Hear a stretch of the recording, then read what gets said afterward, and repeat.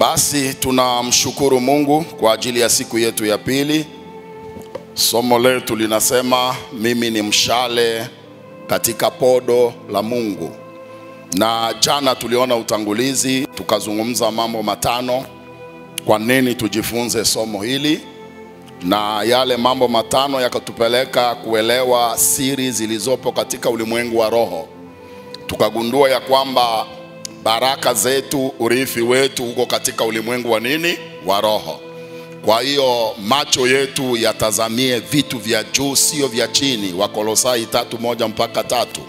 Kisha tukaona sababu ya pili, siri ya pili katika ulimwengu wa roho ni kwamba ndipo tunaona mahali ambapo Yesu hayupo. Biblia inasema ameketishwa mkono wa kuume wa Mungu Baba katika ulimwengu wa nini? Wa roho. Tukaona siri ya tatu, kumbe na sisi pia Kristo alipofufuka tulifufuliwa pamoja naye na tunaketishwa pamoja naye katika ulimwengu wa roho. Tukasoma Yohana inasema mtu akinitumikia na anifuate, mahali nilipo mimi na mtumishi wangu atakuwepo, na atakayenitumikia Baba atamheshimu. Kwa hiyo tukaenda kuona siri ya 4 iliyoko katika ulimwengu wa roho ni kanisa peke yake ndio inapewa mamlaka ya kutangaza hekima zilizo nyingi za Mungu katika ulimwengu wa nini? Wa roho. Kumbe katika ulimwengu wa roho Mungu ana hekima zilizo nyingi sana. Maana yake ana wingi wa hekima. Anafanya mambo kwa utofauti wa hali ya juu sana. Na tukaenda kumalizia siri ya 5 katika ulimwengu wa roho, ndipo mahali ambapo vita vyetu vipo. Wanasema vita vyetu si vya damu na maji, bali tunapambana na mapepo wachafu, wakuu wa majeshi, kati wabaya. Anatajataja pale kwa Waefeso 6:12 katika ulimwengu wa roho.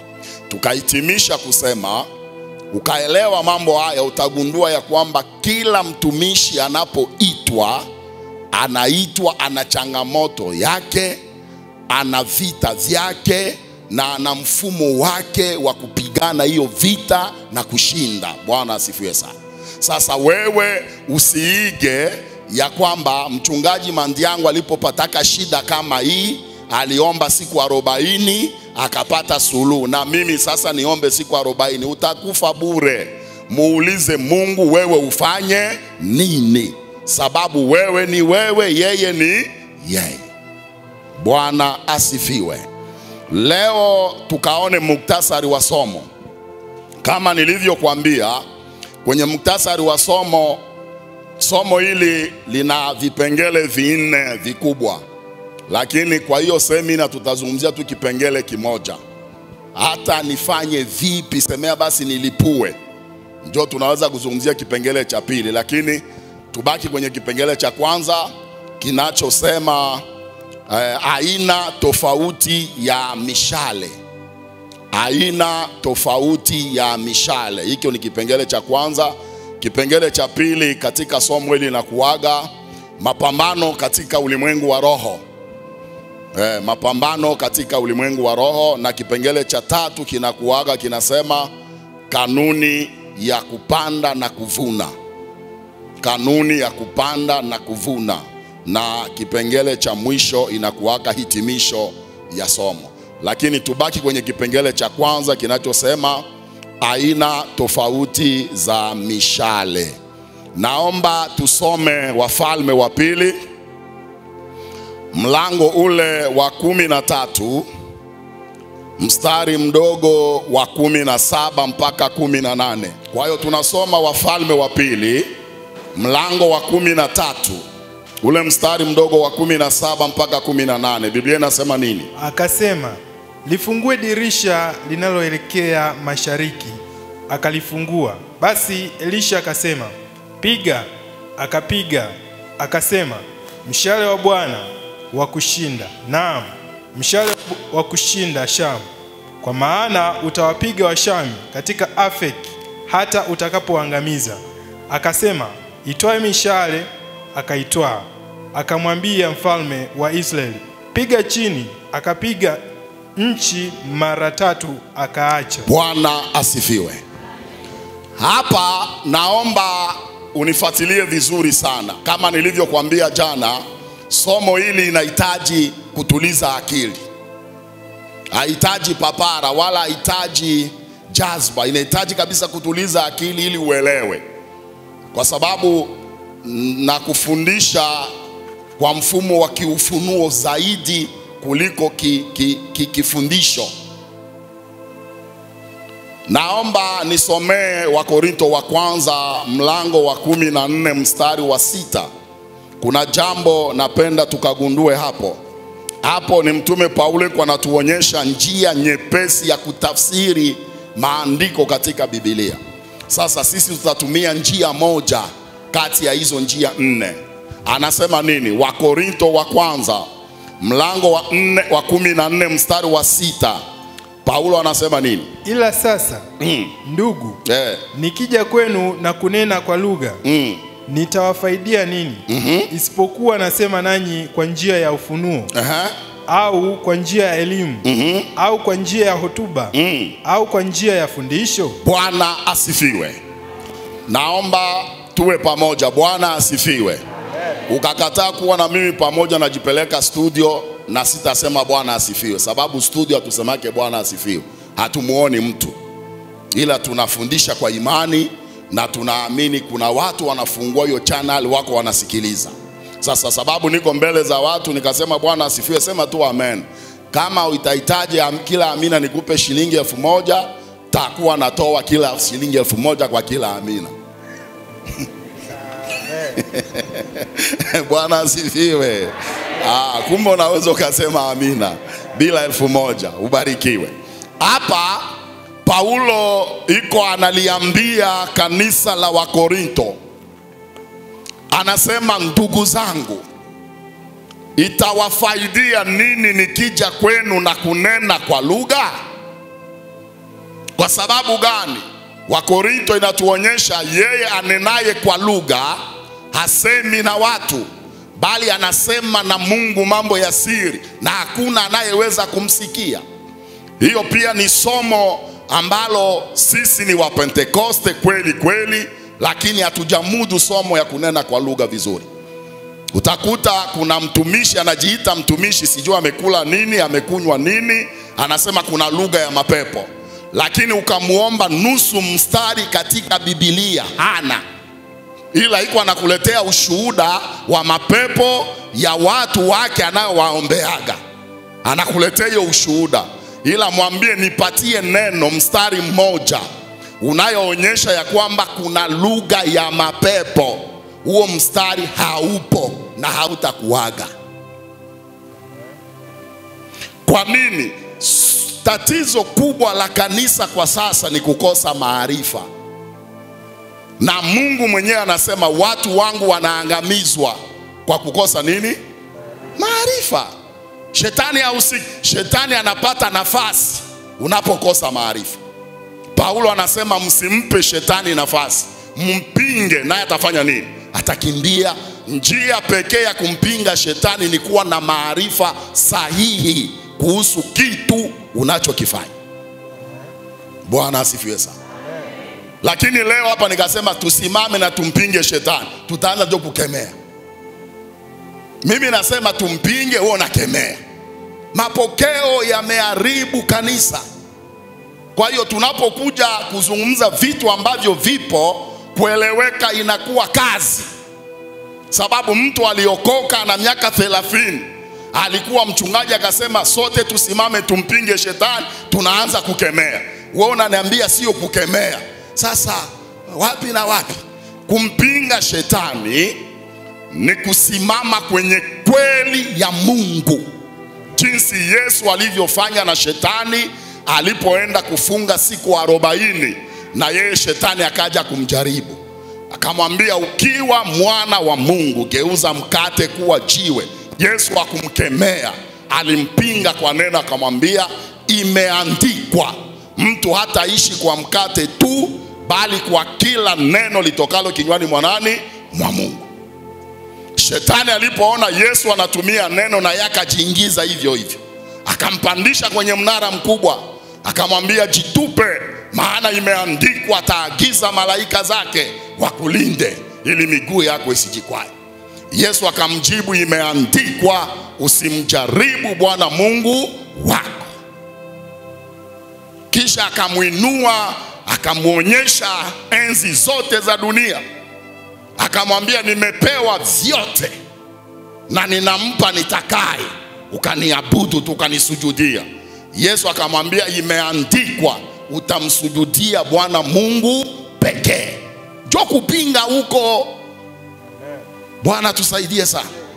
Sasa kama haya mambo hauna, njoo utafanya mapokeo. Shetani toka kwa jina la Yesu, toka. Wewe umeshakamuona shetani? Kwanza inawezekana toka Tanzania ilianza, shetani hajawahi kufika Tanzania. Ni mapepo yake tu ndio iko Tanzania. Wewe unafikiri shetani akashuka sehemu wewe unamuelewa, unamjua jamaa huyo? Bwana tusaidie sana. Shetani hayupo popote. Leo kanisa tunamkuza shetani, tunamfanya shetani anakuwa kama Yesu. Mwimbaji anapotuimbia nyimbo za kusifu na kuabudu, anaposema Yesu wapi? Juu, juu, juu sana. Haleluya. Anaona haitoshi, inabidi amtaje shetani wapi? Chini, chini. Njoo anaona anaimbisha. Nani kakwambia hapa madhabahuni tunamwimbia shetani? Kisha tunasema tumesifu na kuabudu. Sababu tulimtaja Yesu yuko juu, shetani yuko wapi? Bwana tusaidie. Sasa Paulo kuhusu mambo ya kunena kwa lugha, napenda nikudokeze jambo fupi tu. Ukasoma Wakorinto wa kwanza 14, utaona Paulo lugha yake usipoielewa. Petro ameisha sema Mungu amempa jamaa huyu hekima, ambayo mtu ambaye hana maarifa atatafsiri vibaya maandiko ya Paulo na kujiletea uharibifu wake. Na moja ya uharibifu ni wale wahubiri wote wanaofundisha ya kwamba kuna kunena kwa lugha kwa mapepo. Huo ni uharibifu mkubwa sana. Ila Paulo anazungumzia kunena kwa lugha katika level 3. Anaonesha kunena kwa lugha kama maombi, ambayo unapoomba hakuna anayesikia na hakuna atakayesikia isipokuwa Mungu mwenyewe. Kisha anazungumzia kunena kwa lugha kama hotuba au unabii, ujumbe unaokuja kwa lugha isiyojulikana inatafsiriwa kwa lugha inayojulikana. Kisha anaenda kuzungumzia aina ya 3 ya kunena kwa lugha, kunena kwa lugha kama huduma, ambayo watu wote hawana. Sasa usipojua kutofautisha mafungo haya 3, utaishia kusema kunena kwa lugha kwa mapepo kupo, lakini hakuna mstari katika Biblia. Paulo anasema hivi, mjihadhari na walimu wa uongo. Maana yake wapo. Tuko pamoja? Kisha anasema jihadharini na manabii wa, maana yake manabii wa uongo wapo. Tuko pamoja? Lakini kuhusu kunena kwa lugha anasema msizuie kunena. Sijui kama unasomaka Biblia ya wapi na unasemaka mambo gani. Msizuie kunena. Anakataza tusizuie, sababu hakuna lugha ya mapepo. Kungekuwepo lugha ya mapepo, tutashukuru Mungu, hatutajaribiwa tena. Sababu ili shetani anijaribu mimi na wewe tutende dhambi, lazima atumie lugha unayojua. Akatumia lugha usiyojua, utashawishika na nini? Mbena moja yuko hapa. Kuna mbena hapa? Njoo mara moja. Kumbe basi hampo. Si njoo sasa kama mpo. Mbena kutoka huko Njombe. Njoo baba yangu. Njoo baba. Unajua sisi walimu tunafundisha kwa matendo sana. Wabena wengine wote wainue mikono, ambao ni wabena hapa kanisani. Sasa ninyi simameni. Naomba tu msimame, tufanye tugomboe muda. Sawa, jinsi mmesimama msikae. Tuko pamoja eh? Sababu atakachosema ninyi mtasikia. Sasa napenda tusio wabena, tutafsiri atakachosema.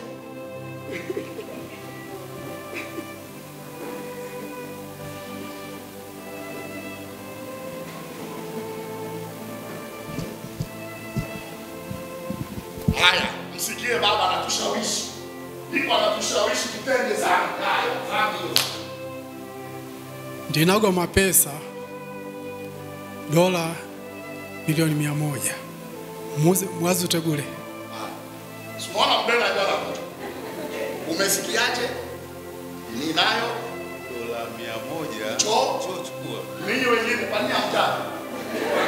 Sasa shetani akanena kwa lugha, hatutatenda dhambi sababu hatusikia anachokisema.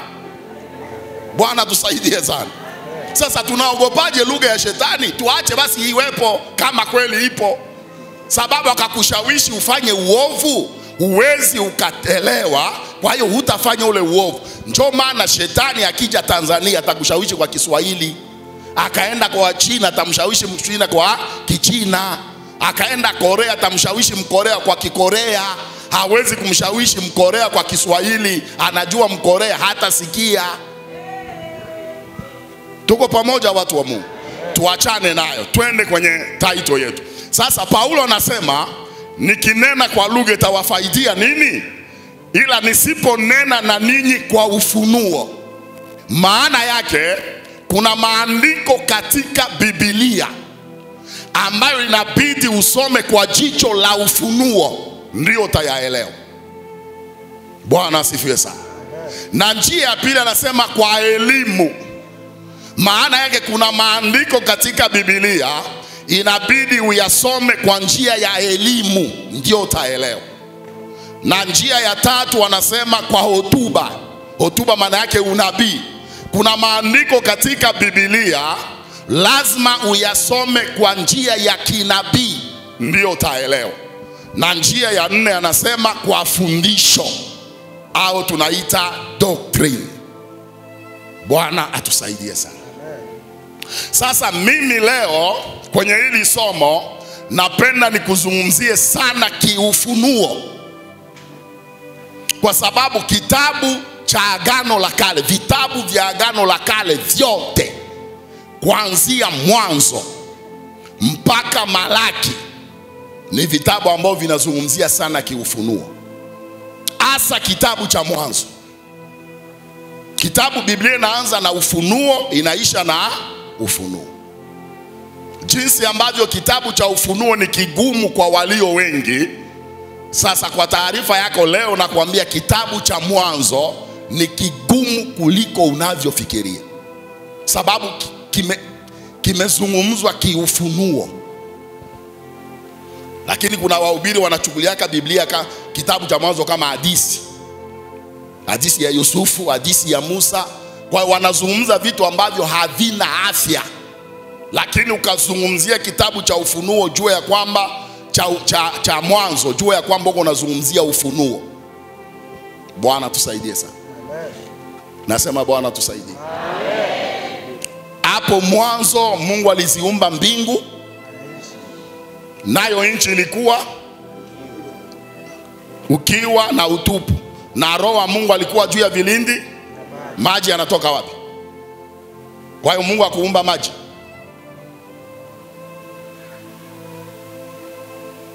Bwana tusaidie sana. Amen. Giza inatoka wapi? Kwa hiyo giza ukiwa na utupu na maji havikuumbwa na Mungu, sababu vilikuwepo. Sababu mstari wa 3 sinyo anaanza kuumba. Maana yake mstari wa 2 ni vitu ambavyo vilikuwepo. Si unaona hapo unaanza kuona kichwa ambacho kinakuwa kizito kweli.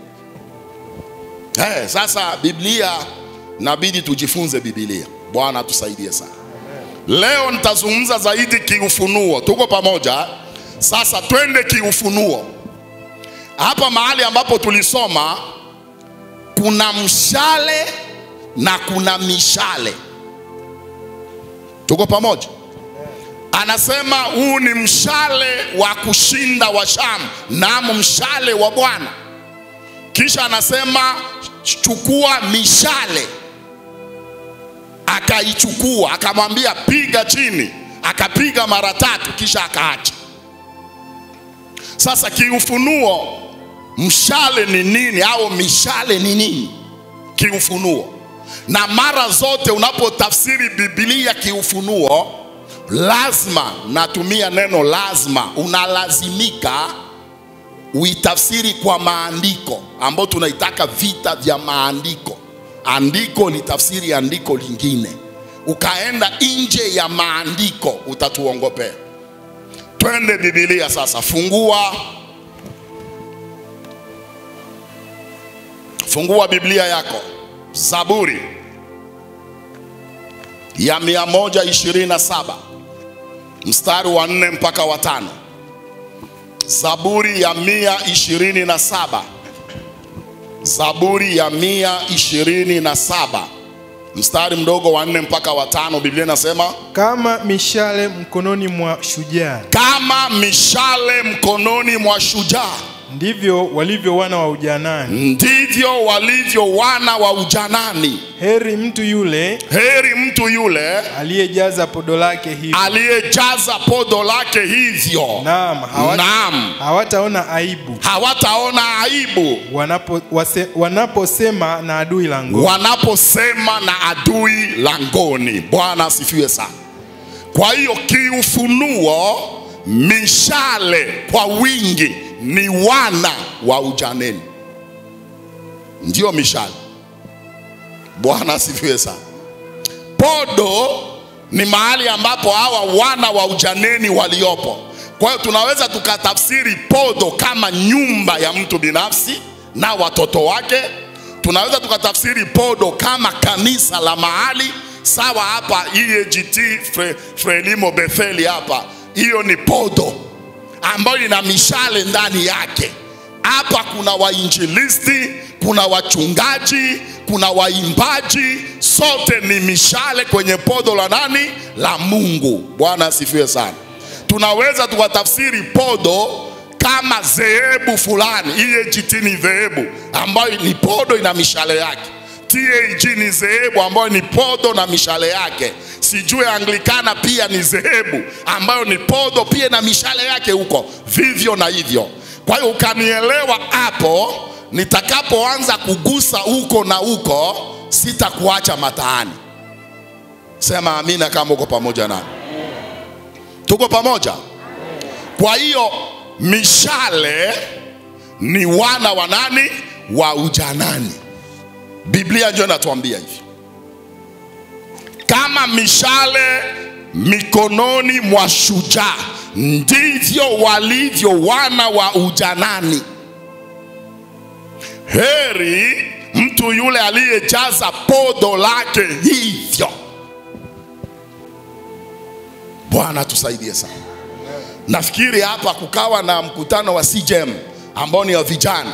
Mnaonaga wainjilisti wako hapa. Mtu anapiga injili paka unasema kumbe tuna wainjilisti tu hapa. Lakini anapokaa jinsi ninavyofundisha hapa, mimi najua watumishi wako hapa. Na wako wananifuatilia vizuri sana. Sifundishi watu ambao hawajui neno. Nafundisha watumishi ambao wako kwenye podo la Betheli. Bwana asifiwe sana. Ambayo shujaa wake ni baba yetu Mwenda. Tuko pamoja? Kwa hiyo muda wowote anaweza kaingiza mkono na chukua mshale, anakutuma, anafungua tawi, nenda huko, nenda kafanye kazi ya Bwana. Unang'ang'ania hapo, ulizaliwa hapa. Lakini utaona mtu akatumwa hivyo, mchungaji anipendi, ananituma huko, njoo mji mpya, unakuta nyumba moja hapa, kisha unatembea, njoo unakuta nyumba ya pili. Sasa kanisani unanikuta tu mimi na mke wangu, unataka uwe na nani? Anza hapo tuone kama una huduma kweli. Unataka ukute watu ndio useme na huduma? Bwana tusaidie sana. Njoo nikakwambia huko kila mtu ana vita yake. Kuna watumishi wengine wanatumwa maeneo hatarishi. Paka unauliza aliyemtuma huko anampenda kweli au hampendi? Jibu anampenda, ndio wito wake huko pale. Bwana tusaidie sana. Na wewe unayetumwa sehemu ambapo kuna watu, usihisi ya kwamba wewe ni mkuu sana, una upako kuliko yeye. Mkabadilishana siku 2 unaacha huduma. Lakini yeye yuko pale anadunda tu. Bwana tusaidie sana. Sababu amesimama nafasi yake. Ulinzi wa kimungu uko juu yake.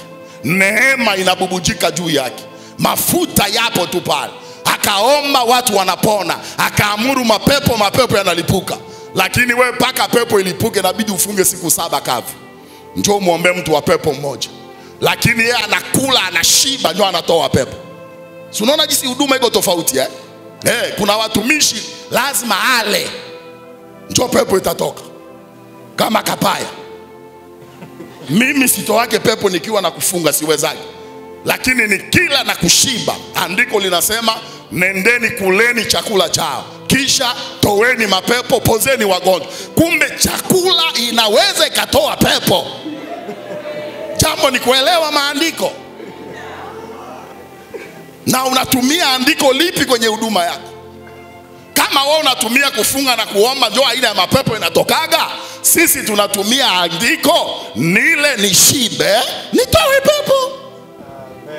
Sasa usinione mimi mlafi, wewe wa kiroho.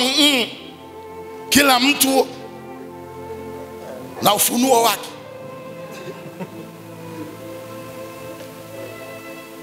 Jinsi mama iko na nitriti, safari nyingine baba nitaomba nije ibada ya maombezi. Na kujaga pa kama mwalimu nanionaga poa. Takuja safari nyingine ibada ya maombezi tu. Utaona jinsi watu watalipuka hapa, wakutapika watatapika. Lakini masharti, nakula ndizi yangu 20 na kilo 1 ya kitimoto, njoo nakuja hapa. Nimeshiba, mtaona mapepo yatatoka mpaka mtaamini macho yenu. Sababu ndio neno mimi nayotumia. Yesu anasema nendeni kwa kuleni chakula, kisha pozeni, toweni, fufueni. Baada ya nini? Ya kula.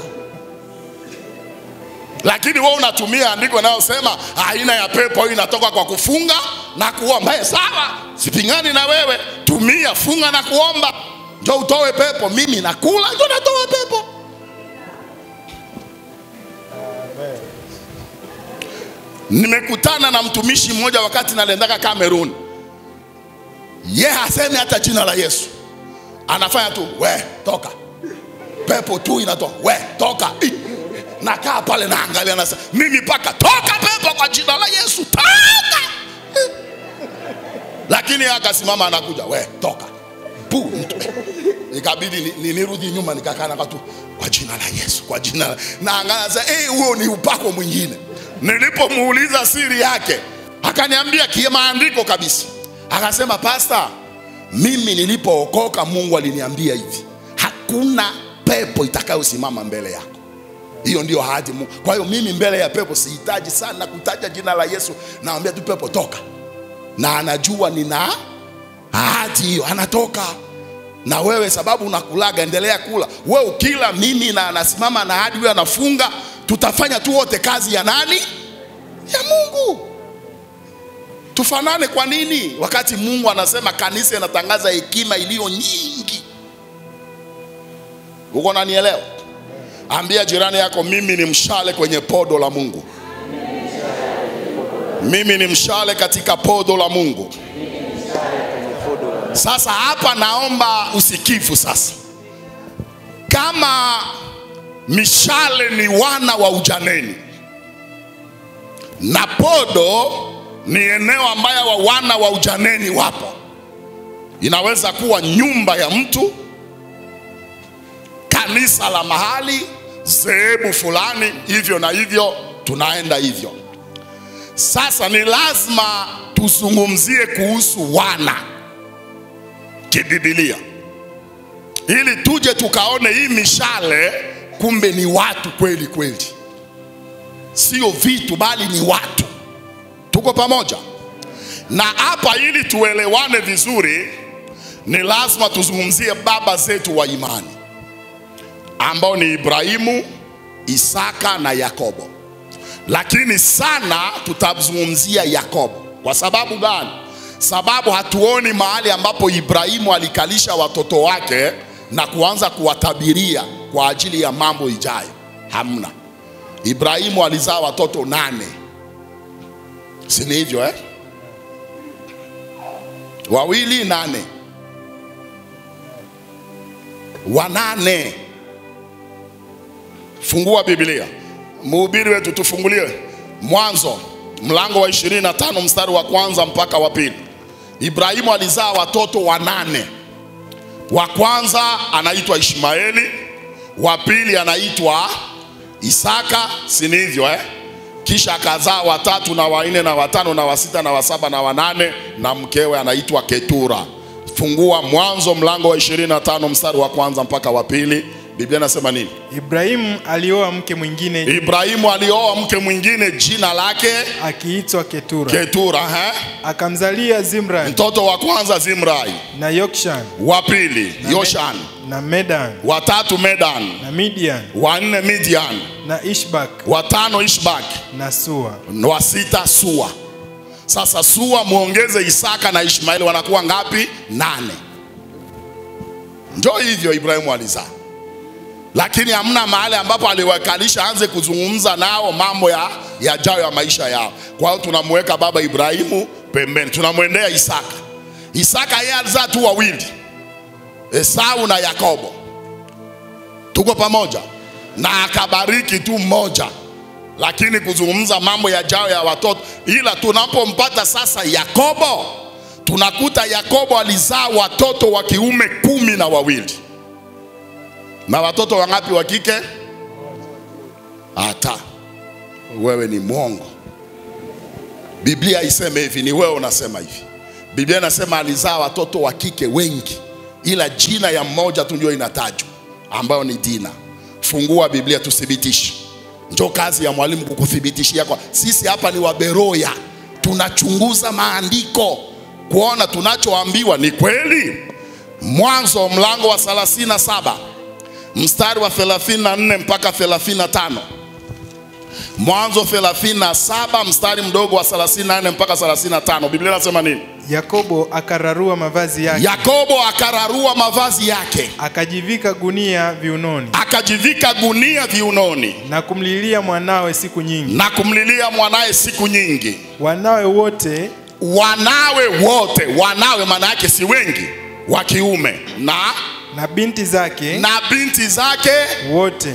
Basi angekuwa moja Biblia ingesema na binti yake, lakini Biblia inasema na binti.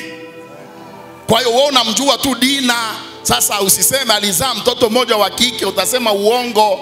Sema tu Bwana nisamehe, sababu hiyo dhambi wahubiri wengi wameshakafanya. Tunawasikiaga tu, tunakaa kimya. Unaambia unionyeshe andiko, atataja wakambikira Dina, ndio ndugu zake wakasirika. Yeye alizaa na binti zake, kama jinsi watu wanaulizaka nani huyu alioa wapi? Kaini alioa wapi? Sababu walimzaa tu Kaini na Abili, tena akamuua Abili, kisha wakasema akaoa. Ukasoma kule 5 Biblia inasema nani anaitwa nani? Adamu nao walizaa watoto wa kike na wa kiume, lakini wanaotajwa majina ni 3 tu: Kaini, Habili na Seti. Basi sasa kutajwa majina haimaanishi ndio idadi ya watu. Tuko pamoja? Amen. Tuko pamoja? Amen. Si Biblia inasema na binti zake wote. Sasa moja atakuwa wote. Jamani, hata Swahili sijui baba, au Kiswahili ndio mimi sijui. Kwa hiyo tulipokea, lakini leo tunakuwa Waberoya, tunaelewa ukweli. Bwana asifiwe sana. Tuko pamoja? Sasa kwa hawa watoto 12 au 12 wa kiume, wa kwanza wake aliitwa Rubeni. Na kibibilia, kiufunuo, sasa niko na kuzungumzia kiufunuo, mara zote mzaliwa wa kwanza alikuwa anaonekana kama nuru ya familia. Na sote hapa ambao tumeisha zaa mnakubaliana na mimi, jinsi ulimuhendo mwanao wa kwanza sio jinsi ulivyo muhendo wa pili, wa 3 na wa 4. Hiyo ni kanuni ambayo inahitaji uwe na utulivu, ndio utaelewa. Na katika kila familia kuna mtoto wa baba, na kwa taarifa yako ndugu zake zote wanajua unampenda yule. Ndio maana ikawa jambo la kukuomba kitu watamtumia yule yule. Usifikiri watoto tunaowazaa wana akili. Wana akili nyingi sana. Wanajua baba anampenda manti yangu. Sasa hii sikukuu inabidi twende out kwa shangazi, na baba hapendage tutoke. Manti yangu kamlilie baba. Utaona kati ya watoto watano kale unako kapendaga kanakuja, baba sasa sisi tunapenda kwenda kwa shangazi. Oh, hamna kwenda kwa shangazi. Shangazi yenu yuko mbali. Na leo sikukuu magari yatakuwa shida. Baba njoo unalia. Mama fulani njoo wasikilize hapa. Mama sisi tunapenda kwenda kwa shangazi sikukuu hii. Baba anakata. Baba unasema nendeni niachieni kelele. Ngoja nimpigeni shangazi simu. Haya watoto watakuja huko Sasa ujue jinsi ya kukaa nao, unamjua tukutu huyo. Wanaenda wamemtumia unayempenda. Kisha kuna mtoto wa mama. Kwa hiyo ukawa na watoto 6, 4 tunakuwaka tuko tu pale pale tu. Podo tuko mishale kwenye podo, lakini kuna 2 ndio wako active hapo. Wa mama hivi vikawa jambo la inahitaji mama ndio afanye, wanakasukuma kale. Kwa hiyo ukaona katika watoto wako kuna mmoja anakujaga na ujumbe wa wengine kwako, tambua wameisha jua ya kwamba ndio unayempenda. Ila wanakaa tu kimya, sababu watasema nini sasa? Wameisha zaliwa na wewe. Haya, wakae kimya, mambo yasiwe mengi. Sijue mambo niko nakwambia uyaelewe vizuri. Niko nakwambia mambo mazito sana, na alikwambia lengo la hii semina ni kukusaidia. Baba mmoja anazaa watoto 7. Si hivyo? Lakini aenda kuona huyo baba akawa mzee, kwa watoto 7 anaweza kasaidiwa na mmoja au 2. Mnafikiriaka ni nini? Tukaenda kufika kanuni ya kupanda na kuvuna, nyonta kufunulia haya mambo. Utaona baba na watoto 7, lakini 2 tu ndio wanamjali. Na hawa 5 wanakujaga sikukuu ya Christmas, njoo anabeba mke na watoto wake na chakula na maji na soda. Ikaisha wakarudi, utamuonaka tena Christmas nyingine. Kisha unasikia baba alizaa watoto 7, lakini mmoja tu ndio anakuwa na muona babake mara na anamjali. Na wengine wana hela, sio kusema hawana, na ukaumwa ukaenda mjini, utaenda kwa yule ambaye ana uwezo. Kisha wanakaa tu kikao, sasa baba atakaa kwako, tutakaa tunatumela ya matumizi, gari itakuwa inakuja na mchukua na mpeleka clinic. Watafanya kwa wiki moja, wiki ya pili utawaonaga tena. Sababu walijua uko na wapenda. Unaanza kuvuna sasa. Wewe endelea kuwa na upendeleo kwa watoto wako, utavuna siku moja. Hapa amina haikuagi. Amina hapa haikuagi kabisa. Kwa hiyo usihisi hawajui, wanajua. Wanajua vizuri sana. Na haya mambo yalikuwa kwa baba wa imani, Isaka. Isaka yeye alimpenda Esau sababu alikuwa mwinda nyama, na Rebeka alimpenda Yakobo sababu alikuwa anakaa naye jikoni. Biblia yaandiki kwa kuandika, inaandika ni fundisho. Paulo anasema haya yote yameandikwa yawe fundisho kwetu sisi tunayefikia miisho. Amen. Bwana tusaidie sana. Nasema Bwana tusaidie. Mimi somo hili nilipolielewa, nimetubu kwa njia yote kwa ajili ya watoto. Kwa njia fulani au nyingine naona ndio uzee niko naelekea. Nirekebishe, inawezekana hata nitavunaga. Wanajua watoto tunaowazaa, wanajua mama anampenda fulani na baba anampenda fulani. Wanajua vizuri sana, na wewe nafsi yako inajua. Mmoja akaniuliza kwenye semina, kaandika mchungaji au mwalimu, aliandika mwalimu, utajuaje ya kwamba anampenda? Simple. Mtoto wa kwanza, wa pili, wa tatu, wa 4, wa 5 nimewazaa mimi mzee Mandiangu. Nampenda huyu wa 5. Akakosea, naongea naye kwa upendo sana. Tuko pamoja. Nakuta TV imevunjika pale Nauliza nani? Unaitwa nani mzee? Matu. Oh, Matu. Mmoja kama unafanya naguna kwanza. Na wakati alivunja namgeukia sasa yeye mkubwa. Ulikuwa wapi? Sasa mimi ndio nimevunja baba. Sinasema Matu ndio amevunja. Huko naona moja kwa moja watoto wanaangalia, lakini yeye ndio amevunja. Baba anamfokeaje kaka? Wewe ndio kaka mtu, inabidi uangalie watoto. Sasa TV inavunjika. Na wewe dada mtu ulikuwa wapi? Kesi inatoka kwake inaenda kwa hawa. Wote wanaangalia baba anampenda huyo. Wanameza tu wanakaa kimya. Haya, mtoto wa mama pia. Unaitwa nani ndugu yangu? John. Job mtoto wa mama. Mama anarudi alianika nguo zake, anakuta zote kwenye kamba imedondoka chini kwenye tope. Nani amekata kamba? Si Job alikuwa anacheza mpira na wenzake. Imeniangukia mwenyewe. Anaenda sasa kwa wewe mbona kumwangalia mdogo wako paka na nimefua. Mama, Job ndio amekata kamba na mpira. Mbona nafokewa mimi? Kwa hiyo hawa watoto wanajua Job wa mama, nani wa baba. Sisi tukae tu kimya. Tukue tu. Kwa tuko tunakuza watoto na vinyongo kwa kukosa maarifa. Sijui ninachoongea mko mnanielewa? Siwaongelee vitu vya kufikirika. Ni vitu ambavyo tumefanyia utafiti wa kina. Inakuaje baba mmoja anatunza watoto 7? Watoto 7 wanashindwa kumtunza baba mmoja. Wanashindwaje? Kumbe mtoto wa baba alikuwepo, mtoto wa mama alikuwepo. Nao wengine wakaona tumeshazaliwa, mradi tumekuja duniani tutatafuta tu vya kwetu na sisi tutakuwa na familia yetu kitajulika. Cha ajabu na wao wanapokuwa na familia yao wanaangukia hapo hapo.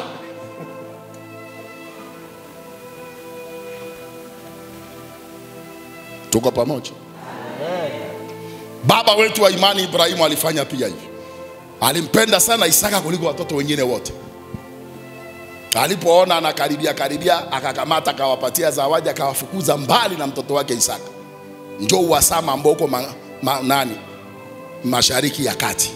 Hiyo sio vita ya kidini, ni vita ya ukoo. Wanagombea urithi wa baba Ibrahimu. Vita ya dini duniani itaibuka kwa dini tu mbili, wa Roma wa Kristo au Waislamu. Sababu ndio dini mbili napenda watu wote wawe wafuasi wao. Sisi wa Kristo tunapenda watu wote wawe wa Kristo, na Waislamu wanapenda mtu wote awe, lakini hawa Wayahudi hawataki hata mtu wa mataifa aingie kwenye dini yao. Ukiingia kule wanakuona najisi. Kwa hiyo sio vita ya dini kule wakati ya Israeli, na ni vita ya ukoo. Wale watoto unasikia hapa kuna Mediani, kuna nani, njoo wakao wa Mediani waliokuwa wanatesaka Israeli mpaka Mungu akamuinua Yefta. Akamuinua nani? Gideoni. Si mnakumbuka? Wale wa Mediani watoto njoo maana unamkuta hata Yethro baba mkwe wa Musa ni mjukuu wa Ibrahimu. Sijui kama uko unanielewa. Ni mjukuu wa Ibrahimu kabisa. Njoo maana alikuwa kuhani. Sababu alizaliwa kwenye ukoo wa kikuhani. Ibrahimu alikuwa kuhani. Sasa haya mambo kayaelewa, utatulia na Biblia, utakuwa unazungumza tu sababu ya kuzungumza. Bwana tusaidie sana. Sasa twende kwa Isaka.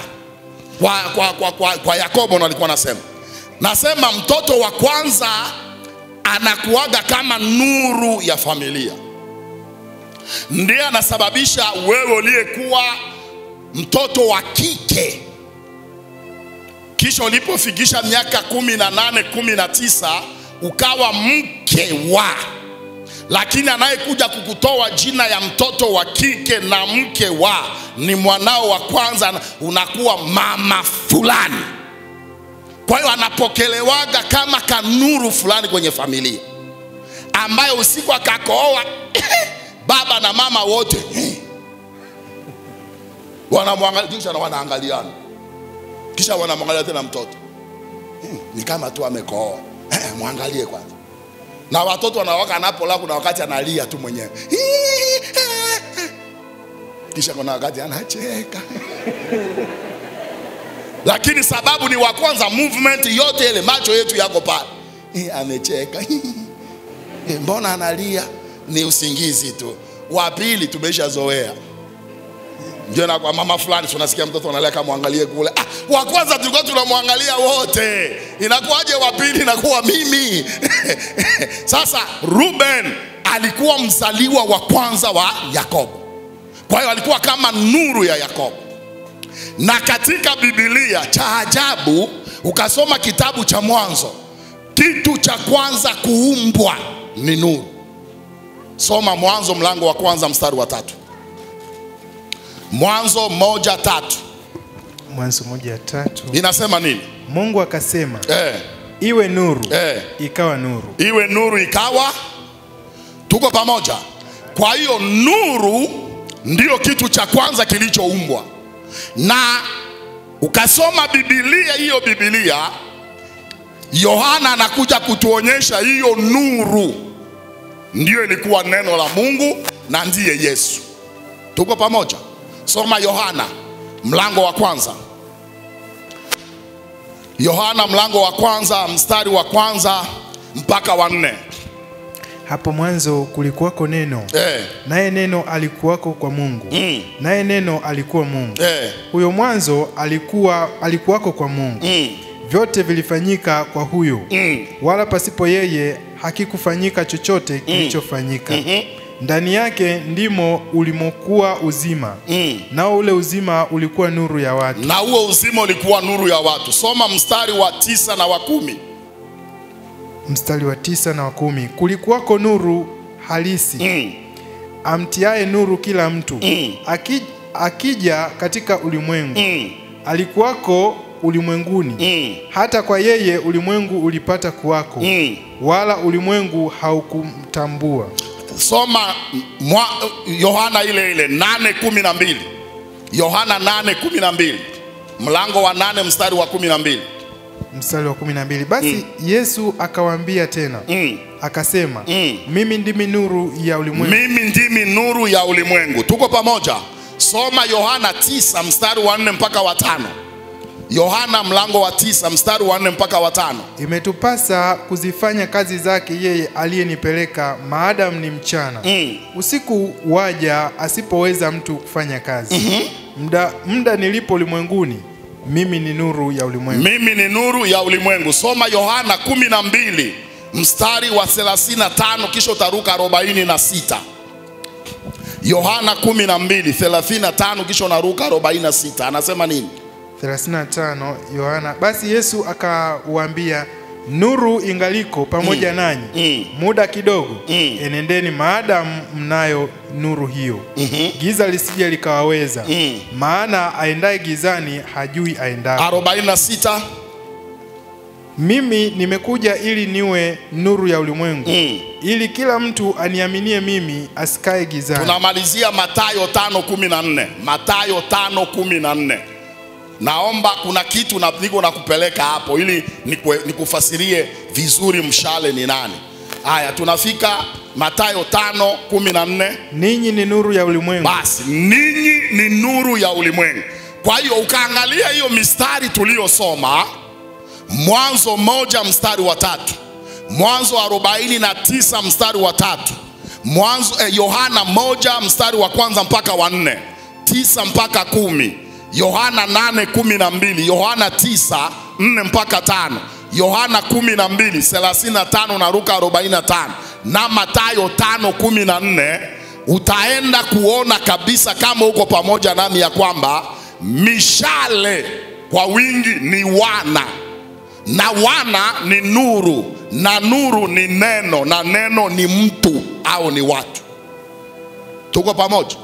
Sasa tunapozungumzia mshale, maana yake mshale ni mwana, na huyo mwana ni nuru, na hiyo nuru ni neno, na hiyo neno ni mtu anaitwa Yesu.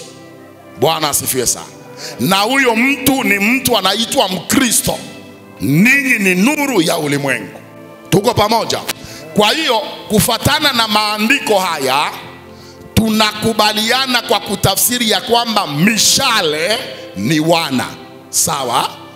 Na mshale ni mwana, na wana ni watu, na mwana ni mtu. Tukishajua ya kwamba mshale ni mtu, twende sasa kwenye Biblia tukasome. Mara zote wana ndio huwa wanatumwa. Ukasoma Biblia yako vizuri, tutaanza kuona kuanzia leo.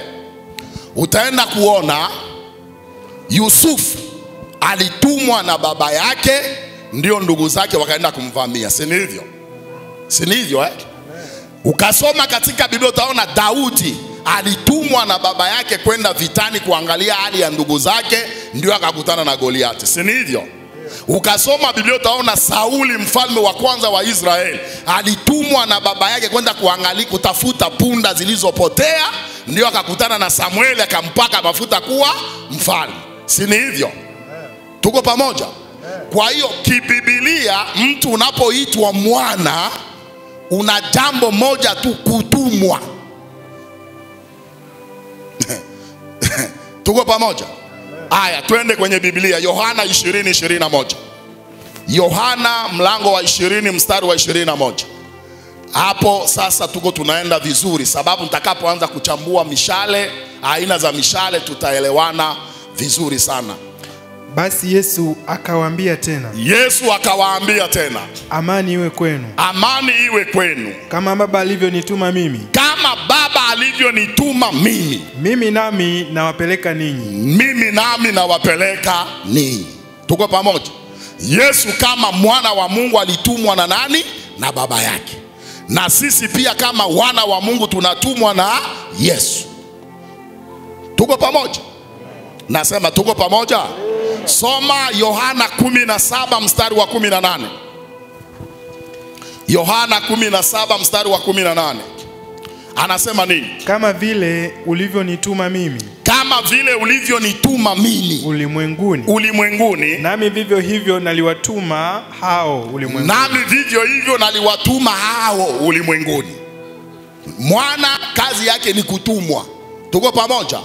Fungua Mathayo 28 mstari wa 19 mpaka 20. Tuone jinsi ambavyo Yesu alitutuma sisi ulimwenguni. Yeye alitumwa na Baba ulimwenguni, na yeye anatutuma sisi ulimwenguni. Mathayo 28 ule mstari mdogo wa 19 mpaka wa 20. Basi enendeni mkawafanye mataifa yote. Basi enendeni, simama. Tuko pamoja? Enendeni maana yake tumetumwa, si hivyo eh? Sawa. Baada ya kuona haya mambo ya kwamba ni mwana anayetumwa, na Biblia inatuambia nini katika Zaburi ya 107 mstari wa 19 mpaka 20? Zaburi ya 107 mstari mdogo wa 19 mpaka 20. Zaburi inatuambia nini hapo? Kuna vitu ambavyo inabidi tuone hapa ili tukaone aina tofauti za mishale. Tuko pamoja watu wa Mungu? Zaburi 107 19 mpaka 20 anasema nini? Wakamlilia Bwana katika dhiki zao. Akawaponya na shida zao. Ulituma neno lake, huwaponya. Huwatoa katika maangamizo yao. Bwana asifiwe sana. Hapa Biblia inatuonyesha sasa kazi ya mishale. Biblia inasema hivi, walimlilia Bwana katika shida zao.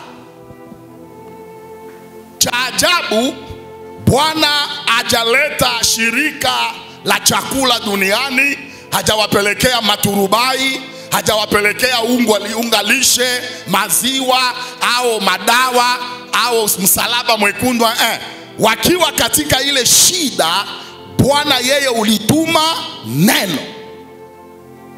Sasa lile neno litakapofika ndio litaokoa katika maangamizo yao. Bwana asifiwe sana. Wakati tulisema mshale ni nuru, mshale ni mwana, mwana ni nuru, nuru ni neno, neno ni mtu. Kumbe huu mstari ulituma neno lake, tukatoa neno tumuweke mtu. Tutaona katika dhiki, watu wanapokuwa kwenye dhiki, wanapomlilia Bwana, Bwana hutuma mtu wa kwenda kuwaokoa kwenye maangamizi yao. Sijui kama niko naeleweka. Na nilikwambia inahitaji umakini sana kunielewa. Tuko pamoja? Ulimwengu ulipoangamizwa, Mungu akamtuma mtu anaitwa Yesu. Yohana anasema mwana kondoo wa Mungu aziondoaye dhambi za ulimwengu. Na yeyote anayemwamini Yesu anatokana na maangamizo yote ya dunia, anaepuka moto wa jehanamu, anaenda mbinguni. Tuko pamoja? Tuko pamoja mpaka hapa? Niko naeleweka vizuri? Tanzania ilipokuwa na giza nene ya kiroho, Mungu alituma mshale mmoja anaitwa Kulola, akaja akaleta uamsho wa injili. Sikia, tembea Tanzania nzima ukakutana na wachungaji 10,000, unaweza kukuta 5,000 ni chimbuko la Kulola. Kwa njia moja au nyingine walihubiriwa na Kulola. Bwana tusaidie sana. Nasema Bwana tusaidie. Hata kama anajiita mtume, archbishop, archipapa, yanajiita kama majina yote, lakini aongea historia yake. Utasikia mkutano wa Kulola wa sehemu fulani aliokokaga. Nilipookoka nikaenda, mambo yakawa tu, hatimaye nikafanya kazi, hatimaye nikaona tu wito na kuwa mchungaji. Mungu alituma mtu kutoa Tanzania kwenye giza nene la kiroho. Bwana tusaidie sana. Nasema Bwana tusaidie. Kama hautaelewa hiyo, nakupa pole tena na kuhurumia, sababu hautaelewa anga ya Tanzania na hautaweza kupambana nayo. Ili upambane na hiyo anga, lazima mtambue yule aliyeanzisha kazi. Sijui kama huko niko pamoja na mtu. Soma Yohana mlango wa 4, usikie mambo ambayo Mungu anasema hapa. Soma Yohana mlango wa 4. Huu mstari siku linijiaka kwa nguvu, nikakaa nikaanza kutambua kila baba wa uamsho kwenye kila nchi ninayoenda. Bwana tusaidie sana. Nasema Bwana tusaidie. Tuko pamoja? Soma Yohana mlango wa 4 mstari wa 35 mpaka 38. Anasema nini? Hamsemi ninyi bado miezi 4 ndipo yajapo mavuno? Tazama mimi nimewaambieni, inueni macho myatazame mashamba ya kuwa. Inueni macho yenu, usivune, usiruke ile yenu. Naambieni, inueni macho yenu myatazame mashamba ya kuwa yamekwisha kuwa meupe, tayari kwa mavuno. Naye avunaye hupokea mshahara na kukusanya matunda kwa uzima wa milele, ili yeye apandaye na yeye avunaye wapate kufurahi pamoja. Kwa maana hapo neno hilo huwa ni kweli.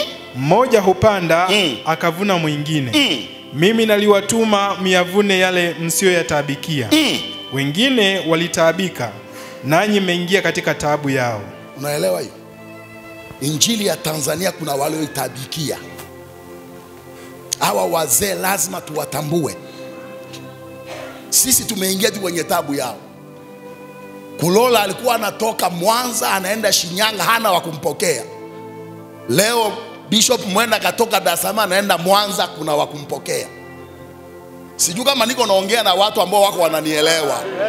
Sisi tumeingia tu kwenye taabu ya hawa wazee. Kwa hiyo katika ulimwengu wa roho lazima tuwatambue, ndio tutamuvu vizuri. Bila kuwatambua tutapata shida bure. Bwana tusaidie sana. Hawa wazee walikuwa na ubiri injili ambayo hawajui watafikia kwa nani, watalala wapi, watakula nini, itakuwaje kuwaje. Hakuna vyombo, hakuna protocol. Ila sisi tunakuja kila kitu kipo. Simu iko inapigwa, umefika wapi? Nimefika sehemu fulani. Gari iko pale na kusubiri, inakubeba, inakuweka, inakuonyesha chumba cha kulala hiki, maji ya baridi haya, ya moto haya. Kama hautatambua hawa wazee, hautamove kwenye hiyo anga. Haya ni mambo mazito sana, sijui kama utanielewa, lakini baba yuko ananielewa, na baba akishaelewa inatosha. Atawaelewesha wanae kwa wakati wake. Na niwaambia mambo mazito nitawaambia. Bwana tusaidie sana. Soma mstari wa 38. Anasema nini? Yohana sura ya 4 mstari wa 38. Mimi naliwatuma myavune yale msiyoyataabikia. Yale msiyoyataabikia. Wengine walitaabika. Wengine walitaabika. Nanyi mmeingia katika taabu yao. Nanyi mmeingia katika taabu yao.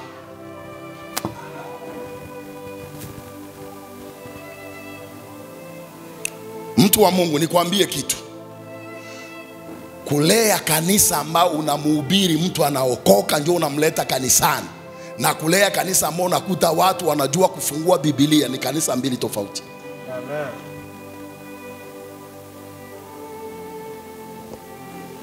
Bwana tusaidie sana. Amen. Kwa hiyo ni lazima tuwe tunatambua waliofanya hawa baba zetu wa imani katika nchi. Tunawajua wakina mzee Kulola, wakina mzee Lazaro, si ndio hawa Kulikuwa na mzee mmoja alikuwa pale nani Pwani pale, jina lake linanikimbia. Hawa wazee tusiwapoteze kwenye fikra zetu. Ndio walihubiri injili katika mazingira ambayo ni magumu kuliko unavyofikiri. Ndio wana historia ya injili ya nchi hii. Bwana tusaidie sana. Leo kuna wahubiri ambao unamwita na kuambia kabisa, niambie nitalala hoteli gani, chumba cha shilingi ngapi? Kama hoteli au utalala nyumbani, anasema hapana. Nalimpokea moja hivyo kutoka nchi jirani hapa. Kanaambia hapana bishop, mimi napenda niwe na chumba na kuwe na music system, ambao mimi napenda gospel. Wakati napokaa mbele za Bwana, gospel inanipeleka uweponi mwa Bwana. Na kuwepo na gari pema na ya kunisaidia kutoka kanisani kwenda nyumbani kumove. Nitakapopenda kutembea kwenye shopping masoko fulani niangalie Tanzania, Dar es Salaam. Kwa hiyo kama hivi vitu viko tayari, karibu, mimi nakuja, lakini kama sio mjipange. Nikaambia vipo tayari, njoo. Nikamwambia vipo tayari, njoo. Tukutumia na tiketi ya ndege? Hapana. Mimi nasema nakutumia. Biblia inasema nani askari gani anaenda vitani kwa gharama yake mwenyewe. Maandiko nayajua. Tiketi ya ndege, njoo. Tukampokea airport. Tukampeleka hotelini. Bahari beach kule. Iko anaona bahari ya India hivi. Na wadada wanavaa nusu uchi, ndio kwa nawaona pale. Sio ulipenda. Haya, nenda huko. Tunatafuta music system, tunampelekea chumbani pale ya kuwa napiga gospel. Alikuja na nani na flash yake, ataweka gospel yake. Haya saa gari iko pale, iko inamsubiri full AC. Alipokuja kanisani, alifundisha siku ya kwanza, siku ya pili alipata maswali 8, hakujibu hata moja. Kisha tukamwambia gharama yote unashindwa kujibu haya maswali. Wewe ulifikiri hapa ni utani? Hawa watu nafikiri hawana akili. Njoo wamekugharamia chumba, jibu maswali yao. Mimi hapana jipanga na maswali magumu hivi. Kumbe kuna maswali magumu. Kwa hiyo ilikuwa semina ya wiki, alikatisha siku ya 3. Akaona tu kanisa na yeye hawaoani. Watu wanaufahamu kuliko yeye. Na kwa tunakaata maswali iko nafundisha na kaata narusha kwa wanangu pale. Chui. Mkono ukainuka huko, unainuka kwa kampiga hivi mishale. Na mimi najifanya mtakatifu wa Bwana. Haleluya. Niko na muombea Bwana msaidie. Siku ya 3 akazusha my wife nyumbani, anasema tumbo hivyo na hivyo. Mimi nasema inabidi urudi, tiketi irudi. Mimi nitamalizia ulichomaliza. Siku nalimfuata nikaambia muache utani na maneno ya Mungu. Amen. Gharama ya nini? Kuna watu walienda injili hawajua watalala wapi, lakini walihubiri injili sisi tukaokolewa. Bwana tusaidie sana. Amen. Lakini kama sisi tunapokelewa, tusiweke masharti zaidi. Tusiwabebeshe hawa watu mzigo zaidi. Tutambue ya kwamba kuna watu walipigania hiyo anga ikafunguka, na leo sisi tunapenya. Amen. Bwana asifiwe sana. Nasema Bwana asifiwe. Tuko pamoja watu wa Mungu. Kwa hiyo niko naeleweka. Sasa kwa muda wetu ambao unabaki, twende tukaone mshale wa kwanza.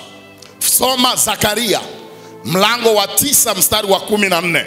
Tukaone mshale wa kwanza. Haleluya. Zakaria mlango wa 9 mstari mdogo wa 14. Haya mambo ni matamu sana, sababu yamenisaidia. Kwa hiyo hata kama hautaelewa, sababu mimi nimeelewa, nafundisha kwa furaha. Sababu nimeelewa.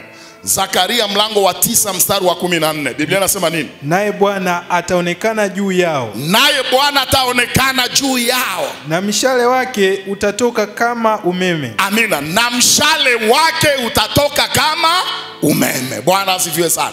Unajua speed ya umeme? Ndio speed ya mshale wa Bwana. Sasa Bwana alipoona Israeli imeangamia, kuna nabii, kuna mfalme anaitwa Ahabu. Ameenda kwenye nchi ya Sidoni, amemwoa mwanamke anaitwa Yezebeli. Huyo mwanamke Yezebeli alikuwa mtu ambaye familia yake, ukoo wake wanaabudu mungu Baali. Akamshawishi Ahabu. Ahabu akajenga madhabahu kwa ajili ya Baali. Ahabu akachukua manabii wa Baali 450 akawaleta katika Israeli, akawaikalisha ikulu. Hawa manabii wakawa wanawatabiria Israeli, kuwaonyesha ya kwamba kama mnapata mvua, kama mnapata chakula, kama kuna kijani kibichi, kama kuna mambo mnazaa na mambo yote, ni kwa sababu Baali ndio iko ananyeshesha mvua, ndio iko anafanya mpate mazao na uzao. Haya mambo ikaangamiza Israeli. Bwana akakamata, akaweka mkono kwenye podo lake, akachukua mshale, akautupa. Tunamwona mshale wa kwanza kama Elia. Bwana asifiwe sana. Mshale wa kwanza kama Elia. Soma Wafalme wa kwanza mlango wa kwanza mlango wa 17 mstari wa kwanza. Wafalme wa kwanza mlango ule wa 17 mstari mdogo wa kwanza. Biblia inasema nini? Basi Elia Mtishibi wageni wa Gileadi akamwambia Ahabu, kama Bwana Mungu wa Israeli aishivyo, ambaye ninasimama mbele zake, hakutakuwa na umande wala mvua miaka hii ila kwa neno langu. Bwana asifiwe sana. Si unaona Biblia inasema Bwana atatupa mshale wake kama umeme. Ona huyo mtu anajitokeza tu, sijui. Tubaki hapa kwenye Biblia, tusiende kwenye vio vya Biblia. Tubaki hapa kwenye Biblia. Elia ametoka wapi? Baba wa imani wa Elia ni nani? Baba wa kiroho ni nani? Alipakwa mafuta na nani kuwa nabii? Maswali ni mengi kuliko majibu, lakini jibu ni kwamba Elia alikuwa mshale kwenye podo la nani? La Mungu. Na watu wanapolia katika dhiki, Mungu ulituma neno lake, na neno waokoa na maangamizo yote. Bwana asifiwe sana. Kwa hiyo mshale ukatupwa moja kwa moja kwa Ahabu. Elia anasema, mimi nasimama mbele za Bwana, hakutakuwa na mvua wala umande kwa miaka 3 na miezi 6 isipokuwa kwa neno langu. Bwana asifiwe. Tuko pamoja? Mshale huyo wa kwanza Elia, isipokuwa kwa neno langu. Tunaona manabii wa Biblia walikuwa wanatoa unabii na uhakika. Sio hakutakuwa na mvua wala umande isipokuwa kwa muda gani, kwa miezi mingapi, kwa wiki ngapi, kwa miaka mingapi. Jinsi ambao manabii wa leo wapo, naona kama kutatokea fujo wapi. Naona mtu anabarikiwa hapa, nani? Na anabarikiwa na nini? Tuko pamoja? Yeye anasema hakutakuwepo na mvua au umande kwa muda wa miaka 3 na miezi 6 isipokuwa mimi niseme. Maana yake Ahabu, kama kutakuwepo na umande, basi Baali ni Mungu. Kama kutakuwepo na mvua, basi Baali ni Mungu. Moja kwa moja neno la Bwana likamjia Elia, toka nenda kijito kinachokabiri Yeriko. Akaenda, tunajua akawa analishwa na kunguru usiku na mchana. Tuko pamoja? Akatoka akaenda huko Sidoni, mahali ambapo Baali alitoka, miungu ya Baali ilitoka huko Sidoni kwa mwanamke mjane. Akamfanyia muujiza wa kozi la unga na mafuta hayaishi, wanakula chapati na wanakunywa maji. muda wa miaka 3 na miezi 6 bila chakula kukoma. Kisha akamfufua kijana wa huyo mwanamke mjane. Tuko pamoja? Amen. Elia huyo baada ya kumfufua akatuma ujumbe kwa Ahabu. Akasema nikusanyie manabii wa Baali, twende kwenye mlima Karmeli na ijulikane Mungu ni nani. Utaona misheni ya Elia ilikuwa kudhibiti ibada ya Baali, kurudisha mioyo ya wana Israeli wamrudie nani? Mungu wao. Ndio maana ugomvi wake mara nyingi ulikuwa na manabii wa Baali, kuwaonyesha wana wa Israeli ukengeufu wao, kupenda warudishe unyofu wa mioyo yao wamrudie Mungu wa Israeli. Ahabu akakusanya manabii wa Baali 450 wakaja pale. Elia akaja akawaambia watu, mtasita mpaka lini? Kama Mungu ndiye Mungu njooni kwake, na kama Baali ndiye Mungu nendeni kwake. Wanabaki wako wanamshangaa kama masanamu inakaa kwenye barabara, inaanza kukuangalia paka unapokuja, paka utapite na kuangalia, unasema haleluya. Anaona hawana majibu. Akasema hivi, tuleteeni ng'ombe wawili. Ng'ombe wawili wakaja pale. Akasema ninyi manabii wa Baali mko wengi, chagueni ng'ombe mmoja, jengeni madhabahu, wekeni moto, wekeni kuni na nyama juu ya kuni, lakini msiweke moto, na mimi nitafanya vivyo hivyo. Kisha tutaomba Mungu atakayejibu kwa moto, huyo ndiye Mungu. Watu wakasema sawa sawa, ha. Watu wakafurahia. Manabii wa Baali wakafanya mambo yao, wakaanza kumwita Baali, wakamwita Baali, wakamwita mpaka Elia kaanza kuwaziaki. Akasema ombeni sana, inawezekana amesafiri. Kuna watu ambao wana Mungu anayesafiri. Inawezekana amelala, mumwamshe. Kuna watu wanamwabudu Mungu anayelala. Au inawezekana yuko kwenye kikao. Wakajiumiza mpaka hamna dalili yeyote. Ilipofika majira ya kutoa dhabihu, Elia akawaambia watu wote, nikaribieni mimi. Watu wakamkaribia Elia. Ukasoma hapo utaona Elia amefanya mambo kabisa ambayo hayaendani na moto kuwepo. Jamani, mishale kama mshale umetumwa utafanya vitu vya ajabu kweli. Amen. Anajenga madhabahu kwa mawe 12 ya Israeli kabila. Anaweka kuni, anakamata nyama, anamchinja na katakata, anaweka nyama kwenye madhabahu, anachimba mfereji, anafanya mambo ambayo, unajua mambo ya Mungu hayahitaji sana kutumia nguvu. Miujiza ya kimungu hayatokake kwa kulalamika. Kama mtu alikuwa na magongo akatembea, sio tembea. Ya nini? Kwa nini kulalamika? Kwa nini? Si ametembea. Petro anasema hatuna, kwa jina la Yesu simama, inuka. Akasimama. Sio inuka. Cameraman piga huko, peleka mic. Kwa nini tunatafuta kutengeneza miujiza kama hayapo? Sema mimi ni mshale kwenye podo la Mungu. Bwana asifiwe sana. Elia alijua ya kwamba ametumwa na Mungu. Analeta mambo kinyume na moto. Anachimba mfereji, anasema jazeni mapipa maji. Wanakuja na maji, mwageni kwenye nyama. Nyama inaloa, kuni zinaloa. Hapa moto utatoka wapi? Isiwe aliunganisha, kuna kuwaka na mbao fulani ambayo kagonga, inaweze kawa. Staki vitu vya hivyo, mimi nimetumwa na Bwana. Amen. Nyama inaloa, kuni inaloa, mawe yanaloa, maji yanajaa kwenye mfereji. Ndio sasa anasimama.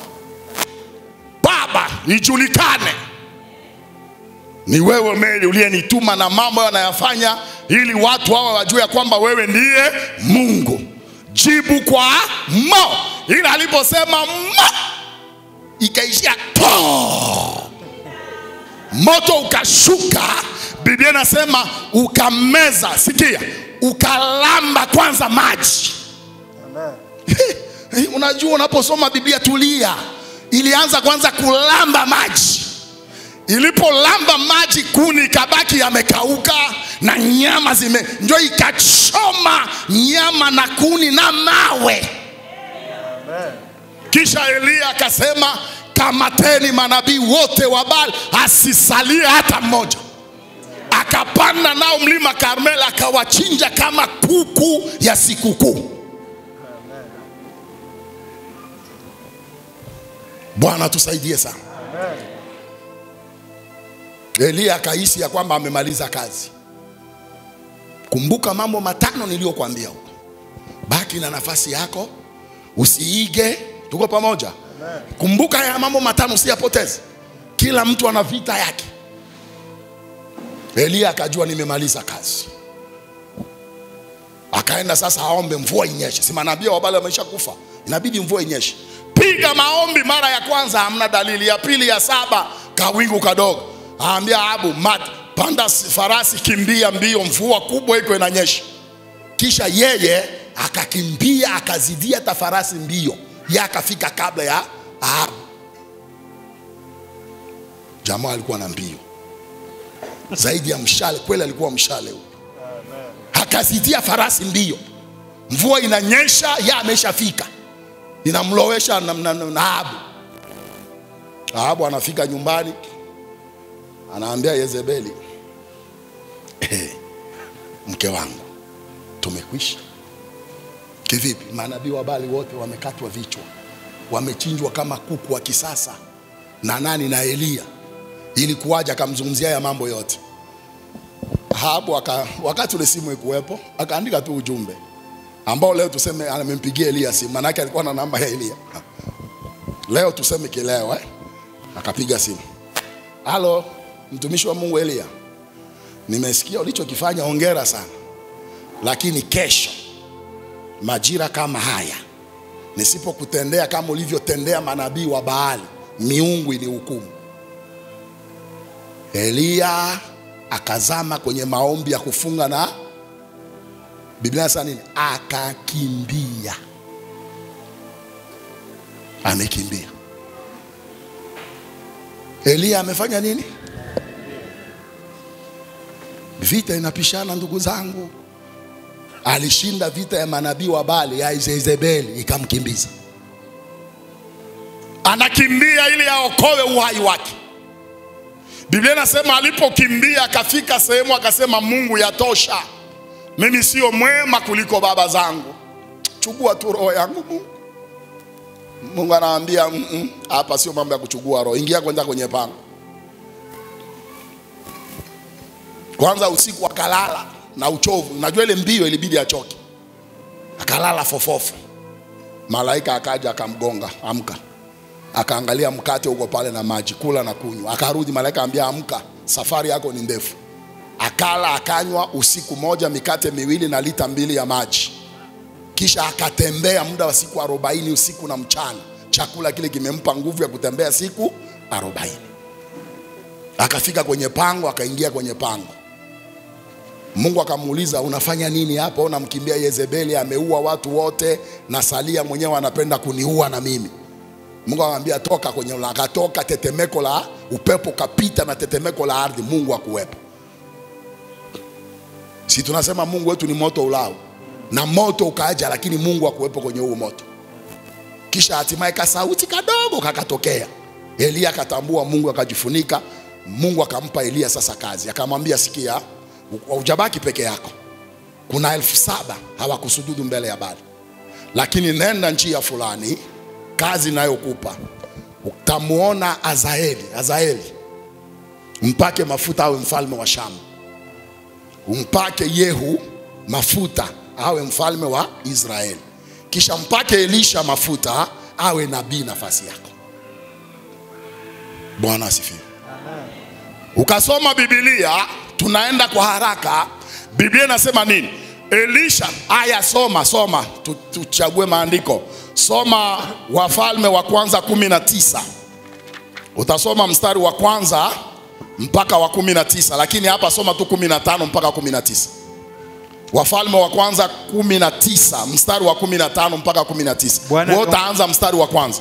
Bwana akamwambia, enenda urudi njia ya jangwa la Dameski. Ukifika mtie mafuta Hazaeli awe mfalme wa Shamu. Na Yehu mwana wa Nimshi mtie mafuta awe mfalme wa Israeli. Na Elisha mwana wa Shafati wa Abela Mehola mtie mafuta awe nabii mahali pako. Na itakuwa atakayeokoka na upanga wa Hazaeli Yehu atamuua. Na atakayeokoka na upanga wa Yehu Elisha atamuua. Bwana asifiwe. Hapa sasa Biblia iko natuonyesha wazi kabisa ya kwamba utafanya tu kile ambacho Mungu amekukusudia. Kwa nini hawapake hawa watu watatu mafuta? Anasema vizuri. Maana yake huyu Hazaeli hata ajitahidi namna gani, kuna watu ambao upanga wake hautawapata. Watatoroka tu. Hata aweke ulinzi wa namna gani, wale ambayo upanga wake ukukusudia kuwapata hautawapata. Lakini upanga wa Yehu ndio utawapata. Na kuna wale ambao hata Yehu wafanye namna gani, upanga wake hautawapata. Ni upanga wa Elisha ndio utawapata. Sijui kama niko naeleweka. Tuko pamoja? Kwa hiyo Elia ameua manabii wa Baali, lakini bado ibada ya Baali iko inaendelea katika Israeli. Paka Elia akanyakuliwa, si tunajua. Akamwacha nani? Elisha. Sema mshale wa pili ni Elisha. Elisha kama mshale wa pili. Elisha, naliwaambia jana jinsi ambavyo alipata nguvu maradufu ya Elia. Si tunajua upepo wa kisulisuli anamuona Elia anamwachia kanzu yake. Elisha anaanza muujiza kama Elia alivyofanya wa kwanza. Kuchukua kanzu ya Elisha, kupiga kwenye maji nagawanyika, anavuka. Lakini napenda nikufupishia hapa sababu ya muda. Ukasoma Biblia yako kwa utulivu. Hakuna mahali hata pamoja ambacho Elisha aligombana na watu wa Baali. Tuko pamoja? Nasema tuko pamoja? Baba yake kazi yake ilikuwa kugombana na watu wa Baali, lakini yeye alipopakwa mafuta na kuwa nabii pale Israeli, utaona nguvu ya Elisha ilielekea sana kutetea Israeli na Washamu. Lakini manabii wa Baali pale Israeli wanaendelea na huduma kama kawaida. Bwana tusaidie sana. Sasa nawaambiaga watu mnayohukumu uongozi, kama Elisha akushughulikia manabii wa Baali au ibada ya Baali, hivyo hakuwa nabii wa kweli? Si alikuwa nabii wa kweli, lakini inabidi afanye kile ambacho Mungu amekusudia kwa ajili yake. Kwa hiyo mimi kama nalikuwa kiongozi wenu, na ninapotoka kiongozi anayekuja, msiwe na fikra atatembea kama mimi. Akatembea kama mimi maana yake ni yeye, sio mimi. Baba, hivi wako wananielewa? Amen. Sababu hapo ndipo magomvi na matengano na makundi yanaanza kanisani. Kama ilivyokuwa kwenye kanisa la Korinto. Mimi ni wa Apolo, mimi ni wa Kefa, mimi ni wa Paulo. Kisha wengine wanasema mimi ni wa Kristo. Siko kwa Paulo. Paulo anasema Kristo anatawanyika jamani. Apolo anasema mimi nalipanda. Apolo akamimina maji. Lakini anayekuza ni nani? Ni Mungu. Mimi niliyepanda na Apolo aliyemimina maji si kitu. Aliye kitu ni yule Mungu anayefanya nini? Anayekuza. Bwana asifiwe sana. Kwa hiyo watu wa Mungu, haya matatizo yalikuwa kwenye kanisa la Korinto. Ya kwamba askofu tuliyekuwa naye alikuwa hivi na hivi na hivi. Huyu hata kuwa kama yule. Hawezi.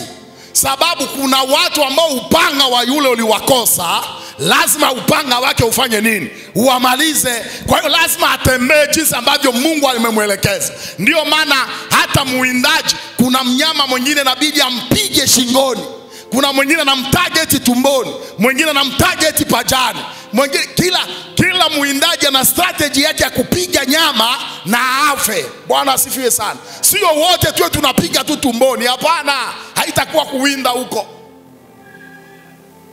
Elisha anakuwa nabii, anashughulika na mambo mengine.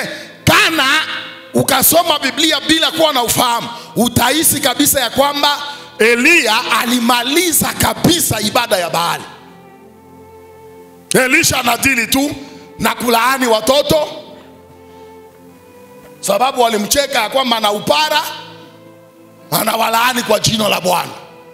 Dubu wawili wa kike wanatoka porini, wanararua watoto 42. Lakini ibada ya Baali inaendelea pale. Elisha hazungumzi. Elisha anaenda anatengeneza maji ya Yeriko. Ilikuwa inaleta maoza, anaweka chumvi kwenye sahani, hakutakuwa na maoza wala kifo. Maji yanapona, watu wanakunywa maji. Lakini manabii wa Baali wako pale pale. Ibada ya Baali iko inaendelea.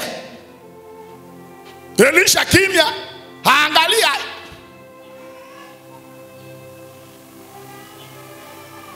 Anaenda kwa mwanamke mwenye cheo, anamtabiria, mwakani utapata mtoto. Anapata mtoto, mtoto anakufa, anamfufua.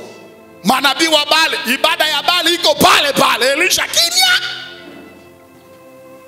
Ambao ukasoma Biblia utajua kweli Elia alimaliza ibada ya Baali.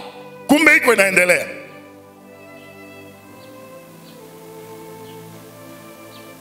Anaenda, chuma inaangua kwenye maji, anatupa kamti, chuma inaogelea. Iko anafanya vitu vya ambayo havihusiki. Ingekuwa sisi leo, hadili hata na mambo ya Baali. Wakati Elia uhai wake wote alikuwa mambo ya yeye, hata azungumzia, hajaitiwa hayo. Mbona uelewe maandiko? Hajaitia hayo, ameitiwa mambo mengine. Mfalme wa Shamu akaongea na mke wake chumbani, Mungu anamwambia mambo yote ya mfalme. Mfalme anapiga dili ya kupiga Israeli, Mungu anamwambia Elisha, nenda anamwambia mfalme. Mfalme anatuma wanajeshi, wanafanya ambushi pale. Mfalme wa Shamu anainuka, anakalisha watu wake, niambieni nani anatoa siri? Mmoja akasema, mfalme acha jazba, hakuna anayetoa siri hapa. Kule Samaria kule kuna nabii mmoja anaitwa Elisha. Hata mambo unaoongea na mke wako chumbani, Mungu anamwambia. Huyo mfalme hakuwa na akili kweli. Eti nendeni mkaone mahali alipo mkamate. Kwa hiyo Mungu hatamwambia. Bwana tusaidie sana. John alikwambia ukabaki kwenye position yako, una ulinzi wa kufa mtu. Umeshaambiwa unachoongea na mke wako Mungu anamwambia. Sasa hichi unachoongea yeye kwenda kukamatwa, Mungu hatamwambia. Mungu akamwambia Elisha, wanakuja kesho kukukamata. Elisha analala, anajua kesho nitakamata. Kwa hiyo alipoamka asubuhi wala hana hata pressure. Mtumishi anaamka, afungue madirisha, bwana wangu tumekufa. Tumeisha, Mungu wangu, Mungu. Elisha anamwambia usiogope. Usiogope. Wale wadogo sana walio upande wetu wanawazidia. Mtumishi anaendelea kupiga kelele. Elisha anasema, imagine anamuongoza Mungu kama TV ana remote. Bwana mfumbue kwa macho aone. Mungu anaona. Kila mwanajeshi wa Shamu anaposimama hapa na farasi, pembeni kuna farasi ya moto, njoo inasimama ambayo iko namlinda Elisha. Bwana asifiwe sana. Bwana asifiwe. Baki na nafasi yako kwa ajili ya ulinzi wako. Unapotoka mahali ambapo Bwana amekuweka, unajiexpose kwenye hatari. Ona Elisha ana maombi ya kukemea, ya kushindwa kwa jina la Yesu. Anasema tu usiogope, walio upande wetu ni wengi kuliko wao. Unapobaki na nafasi yako, jeshi lako ni kubwa kuliko la adui. Haya huwa anayafungua kule kwenye vita vya ulimwengu wa roho. Ndio wanafungua vizuri sana. Niko nakudokeza tu upate wivu ya kujifunza. Kisha Elisha anatoka, anawakuta wanajeshi wa Shamu, anamwambia mnamtafuta nani? tunamtafuta Elisha, akasema mmekosea, akaage hapa. Njooni niwapeleke anakokaa. Paka makao makuu ya jeshi la Israeli. Kaeni hapa nimwite aje. Anenda naambia mfalme, maadui zako hawa hapa. Wape chakula, chai ya asubuhi, chai nzito. Weka tangawizi, iliki, mdalasini. Washibe. Wanakula, wanashiba, wanakunywa supu. Wajinga, nyinyi mnakuja mkamate Elisha anawahudumia chakula. Unaona jinsi Mungu huwa analeta upofu kwa maadui zetu tunapobaki na nafasi yetu. Amen. Wanamaliza kula, mfalme anamuuliza niwafanye nini, wapige? Sasa utawapiga watu ambao wameshashiba, waruhusu tuwaende zao. Kisha Elisha anasema Mungu wafumbue macho. Wanafumbua macho, wako katikati ya majeshi ya Israeli. Wanakuwa wadogo kama mapitoni. Lakini mfalme anawaambia, na silaha zenu, haya barabara, mnaona njia, mtatoka barabara kuu mnaenda Sham. Biblia sasa waliondoka, hawakurudi tena. Lakini ibada ya Baali bado ipo katika Israeli. Bwana tusaidie sana. Elisha akafanya miujiza 17, ikabaki moja, akafa. Alipokufa akazikwa. Baada ya mwaka mmoja kukawa na fujo. Watu wako wanaenda kuzika mfu wao. Wakaona watu wa Moab wako wanakuja majeshi. Walipoogopa wakatupa mwili wa marehemu kwenye shimo lile lile kwa kaburi ya Elisha. Mwili ukaenda ukadondoka shimoni, ukagusa tu mifupa ya Elisha, kijitu kikafufuka. Muujiza wa 18 ukatimia. Bwana hawai wala hachelewi. Bwana asifiwe sana. Sababu ilikuwa atende maradufu ya Elia. Ijapo ameisha kufa, mifupa ilifufua, ikatimia maradufu ya nani? Ya Elia. Katika maisha ya wokovu usiwe mtu wa kufa moyo. Usiwe mtu wa kukatakata tamaa. Haijalishi usiku, mchana utakucha. Haijalishi mchana, usiku utaingia. Jipe moyo, shikamana na Bwana, sababu wewe ni mshale kwenye podo la Mungu. Bwana asifiwe. Elisha hajadili kabisa na manabii wa Baali au ibada ya Baali. Lakini kabla hajafa alimpatia kijana wake, akampake Yehu mafuta kuwa mfalme wa Israeli. Twende tuone mshale wa tatu na wa mwisho, Yehu. Yehu kama mshale wa tatu na wa mwisho. Tuko pamoja? Amen. Nasema tuko pamoja? Amen. Utasoma Wafalme wa Pili 9 mstari wa kwanza kwenda, utaona alipopakwa mafuta Yehu kuwa kama mfalme wa Israeli. Wafalme wa Pili mlango wa 9 mstari wa kwanza unashuka mpaka chini. Tuko pamoja? Nasema usisome, andika ili uone alipopakwa. Sasa andika kazi ambayo mshale wa tatu ulifanya. Soma Wafalme wa Pili mlango wa 10 mstari wa 17 mpaka 28, na hapo tunahitimisha. 17 hadi 28. Wafalme wa Pili mlango wa 10. Wewe utasoma mstari wa kwanza mpaka wa 10 na 28, lakini kwa ajili ya muda soma tu 18 mpaka 25. Tumematimisha hapo kwa siku ya leo. Biblia inasema nini? Naye alipofika Samaria aliwapiga wote waliomsalia Ahabu katika Samaria, hata akamwangamiza sawasawa na neno la Bwana alilomwambia Elia. Yehu akakusanya watu wote, akawaambia, Ahabu alimtumikia Baali kidogo, bali Yehu atamtumikia sana. Basi niitieni manabii wote wa Baali, wote wa mabuduo, na makuhani wake wote, mtu asikose kuwapo hata mmoja. Maana ninayo dhabihu kubwa ya kumtolea Baali. Yeyote atakayekosa kuwapo hataishi. Lakini Yehu alifanya hayo kwa hila, ili awaharibu waliomwabudu Baali. Yehu akasema, takaseni kusanyiko la dini kwa Baali. Wakalitangaza. Yehu akatuma wajumbe katika Israeli yote, nao wote waliomwabudu Baali wakaja, wala hakusalia mtu yeyote asiyekuja.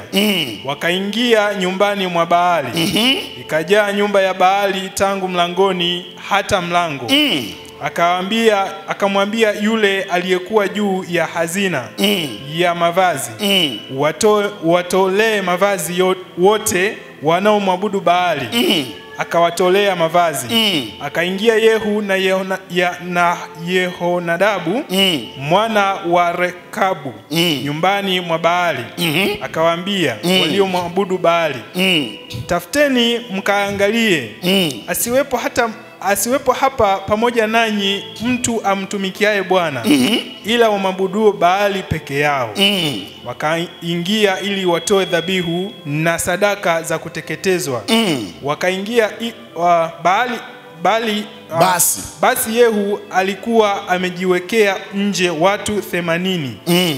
Akasema, mtu mmoja akiokoka watu niliowatia mkononi mwenu, amwachaye huyo, roho yake itakuwa badala ya roho yake. Ikawa mara alipokwisha kutoa sadaka ya kuteketezwa, Yehu akawaambia walinzi na maakida, ingieni muwapige mtu awaye yote asiokoke. Basi wakawapiga kwa makali ya upanga. Walinzi na maakida wakawatupa nje. Wakaenda mpaka mji wa nyumba ya Baali. Wakazitoa nguzo zilizokuwamo nyumbani mwa Baali. Wakaziteketeza. Wakaibomoa nguzo ya Baali na kuiangusha nyumba ya Baali. Wakaifanya choo hata leo. 28. Ndivyo Yehu alivyomharibu Baali katika Israeli. Bwana asifiwe. Tunaona mshale wa tatu ambao ni Yehu ndio anakuja kuharibu Baali katika Israeli. Bwana asifiwe sana. Ukasoma Biblia kwa utulivu, nenda kasome kwa utulivu, utaona unabii wote ambayo Elia alitabiri juu ya nyumba ya Ahabu, aliyekuja kuikamilisha ni Yehu. Lakini Elisha hakukamilisha hata unabii mmoja wa nyumba ya Ahabu. Alidili na mambo mengine kabisa. Ila Yehu alipokuja, tunaona mbinu alizotumia ya kuwakusanya wote wanaomwabudu Baali, asisalie hata mmoja. Alipowakusanya wote, akatuma walinzi wake wawaangamize wote. Biblia inasema ndivyo alivyoangamiza ibada ya Baali katika Israeli. Bwana asifiwe sana. Amen. Tunaona mishale mingapi leo? 3. Lakini kila mshale unafanya kazi yake. Amen. Tukafikia upeo huo, hatutagawanyika makanisani. Amen. Bwana asifiwe sana. Amen. Tutaelewa ya kwamba mama mwenyekiti aliyekuwa inawaka miaka 2 baba. Miaka 2 iliyopita mama Margaret ndio alikuwa mama mwenyekiti. Yeye alikuwa anatupigia simu kama watoto wadogo. Mpendwa, sijakuona ibadani, Bwana akutie nguvu. Sasa anaingia mama Mado, hapigi mtu simu, usipokuja utajijua. Njoo uongozi wake huu. Aliyekuwepo alikuwa anatupigia simu, huyu hata ukakosa hakuulizii, hana huruma. Mpe huruma wewe. Ametuma na Bwana hivi asiwe na nini? Kama Yehu. Imagine Biblia inasema alifanya hivyo kwa hila ili waangamize wote wanaomwabudu nani? Baali. Huko na wakusanya watu kuwaua, lakini huko unacheka nao. Inabidi uwe na moyo huyo. Moyo huyo Elisha hakuwa nao. Bwana tusaidie sana. Ndio maana akujili yake alijua sitaweza, sina moyo wa kuwaua watu. Lakini baba yake Elia alikuwa nao. Anachinja watu 450 kama kuku. Yehu anasema sawa, mimi nitawaonyesha nampenda Baali kuliko Ahabu. Lakini kwa sharti wote muwepo napomtolea Baali sadaka. Kwa hiyo kila uongozi unakuja na mfumo wake. Ndio maana wewe kama mtu wa Mungu usiwe kama Efraimu. Biblia inasema Efraimu ni mkate usio geuzwa. Na unapopika chapati au kitumbua lazima ufanye nini? Njoo itaiva vizuri. Ikakaa upande mmoja itaungua upande mmoja na upande mmoja tabaki mbichi. Sasa usiwe kama Efraimu, mkate usiogeuzwa. Mtu wa Mungu ambaye ana roho wa Mungu anaweza akaishi na mtu yeyote. Yeyote kabisa. Bwana tusaidie sana. Sisi tumelelewa na viongozi ambao hawaeleweki.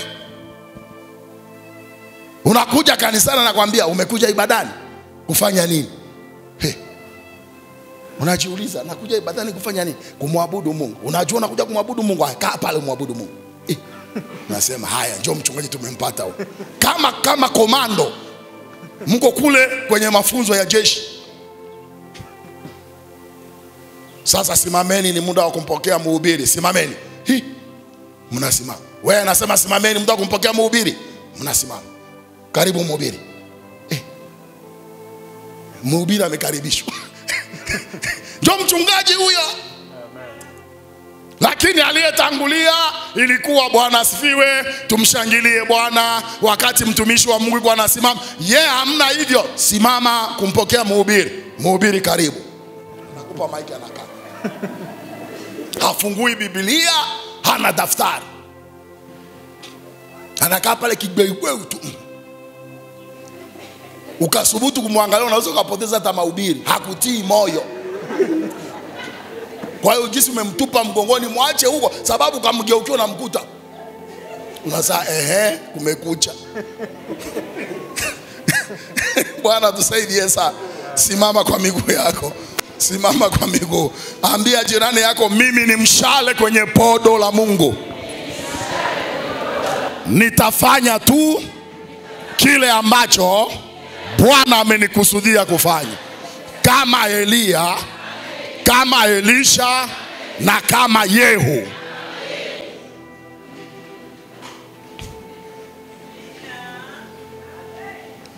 Inua mikono.